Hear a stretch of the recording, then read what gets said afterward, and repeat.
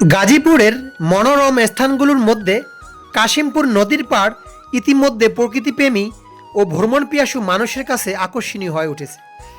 বর্ষাকালের বিকেলের পর নদীর চারপাশে থই থই পানি, মাঝখান দিয়ে চলে যাওয়া রাস্তা আর নদীতে শত শত ট্রলারের ছোটাছুটি সব মিলিয়ে এখানে তৈরি হয় অপরূপ প্রাকৃতিক সৌন্দর্য।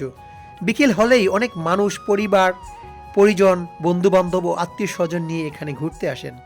তবে সন্ধ্যা নামার পর এক চিত্র দেখা যায় বলে অভিযোগ স্থানীয়দের।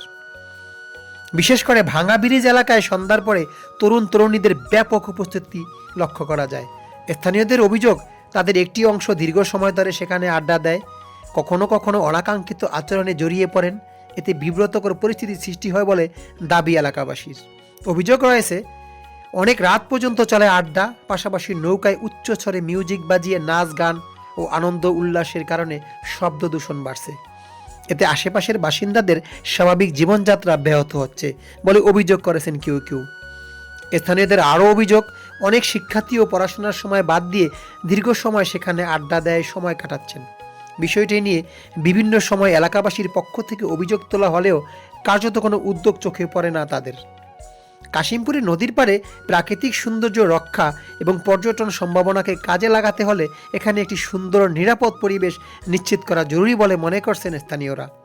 তাদের মতে তরুণদের বিনোদনের সুযোগ থাকা প্রয়োজন, তবে তা যেন শালীনতা, সামাজিক মূল্যবোধ ও জনসাধারণের স্বাভাবিক চলাচলের বিঘ্ন না ঘটে।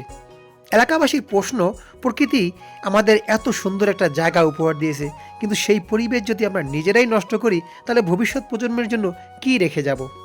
তাই কাশিমপুর নদীর পার্কে একটি পরিচ্ছন্ন, নিরাপদ ও পরিবার বান্ধব বিনোদন কেন্দ্র হিসেবে গড়ে তুলতে সংশ্লিষ্ট কর্তৃপক্ষের নজরদারি প্রয়োজন ও পদক্ষেপের দাবি জানিয়েছেন স্থানীয়রা। প্রিয় দর্শক, ভিডিওটা আপনারা চাইলে শেয়ার করতে পারেন। আর প্রতিনিয়ত এরকম ভালো ভালো ভিডিও পেতে আমাদের পেজটি অবশ্যই ফলো দিয়ে রাখবেন। চাইলে আপনারা আমাদের তাসিন টিভি ইউটিউব চ্যানেলে এই ভিডিওগুলো দেখতে পারেন। আল্লাহ হাফেজ।